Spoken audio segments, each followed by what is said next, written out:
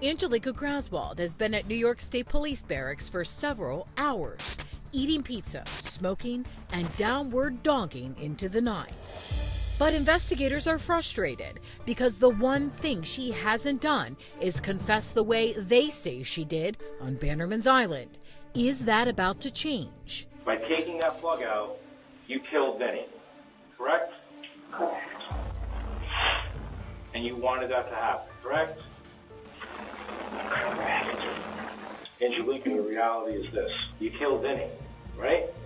You need a statement. What is it? I wanted him dead, and now he's gone. And I'm okay with it. I'm okay with that. Is that the admission they've been waiting for? Well, Angelica, here's the thing, okay? Is that when somebody's dead, there's a certain level of accountability that we all have to take, right? Yes. And I'm going to jail? Tonight? Yes. I'd say it's a pretty good possibility, yes. I mean, you knew that, right? When you came here? Kind of. But even though she's headed to the slammer, she suddenly seems much more concerned about someone else. What about that? We will take care of your cat, I promise you that. Okay, get my cat Okay? and get him to me. Bring him to me. Your cat can't come with you. Over the next few hours, Angelica passes the time writing, stretching, meditating, and unbelievably playing hopscotch. Then the time for kids' games is up. At the end of the questioning, is she charged? She's charged with murder in the second degree. When Vince's mother, Mary Ann Villafor, learns Angelica's been arrested for her son's murder, she's in complete shock. I said, she did what? And they told me that she caused his death. And it was just mind-boggling. I couldn't believe it. Police have the person they believe is responsible for Vince's death, but they still don't have his body. Then an agonizing 34 days after Vince Villafor's kayak capsized, his badly decomposed body is recovered. Officials need dental records to make a proper identification. They found him. He was right near Bannerman's Island. We couldn't have a wake. He was in the water too long. New York State Police have found Vince, and they have his alleged confessed killer locked up for second-degree murder. But even with all that, they still have to be able to prove everything in court. So they start with investigating some unanswered questions, like why did Vince agree to go kayaking that day in 46-degree waters? Did he tell anyone he was going kayaking? Oh yeah, one or two of his friends told him, "What are you, crazy? This is cold. You shouldn't be going. Don't go kayaking." But he was set on going. She was set on going. Yeah, I think she made it very, very appealing to him, obviously, for them to go out there that day. What did she do to make it appealing? From what we know today, you know, she brought out some clothing that she dressed up in, and they took pictures, and she was wearing her sexy lingerie. Next, investigators need to be able to prove what Angelica allegedly said she did was even possible. Could a kayak sink from a missing drain plug? Moscato and DeQuarto take me through their theory of what happened.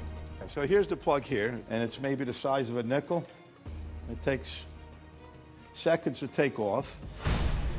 We ran a number of tests on it, and surprisingly, even to us, that little hole, no bigger than the size of a nickel, takes on water to the point consistently within 7 to 10 minutes with a person of the body weight of Vincent Villafor in there with all this in here on a calm river, it sinks without fail. And we did repeated tests on it.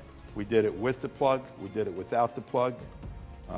We also tried to do it with creating 3-foot waves. We did it in still water. We did it a number of different ways.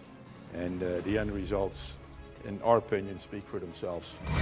What about the paddles? This is a safety ring. And what this does is when you put the paddles together, the safety ring, you tighten down and it squeezes the paddle together and it holds the paddle together. When we located the paddle, this safety ring was missing. And we didn't know anything about that till she said, well, the clip was off his paddle. We also did the experiment with the paddles. We did it with the clip on, with the clip off. And we had kayak experts paddling with those paddles, and by their own admissions, without having that clip on there, it's extremely difficult to paddle in calm water, let alone having wind and 1, 2, 3 foot swells in the Hudson River. Again, this is investigators' version of what happened. Cops also investigate the timing of Angelica's 911 call. Hold on, baby! Oh my God. I can't see him anymore. I'm afraid. I'm afraid to down. At the time, it appeared that this man was essentially dying in front of her and there was nothing she could do. Absolutely. We later find out that it was probably a good 15 minutes after he had gone down under the frigid waters that she even makes that call. That's their timeline of events. Investigators also learn more that might point to motive. The insurance policy Angelica could cash in on is worth nearly $500,000. The other beneficiaries are Vince's mother and sister.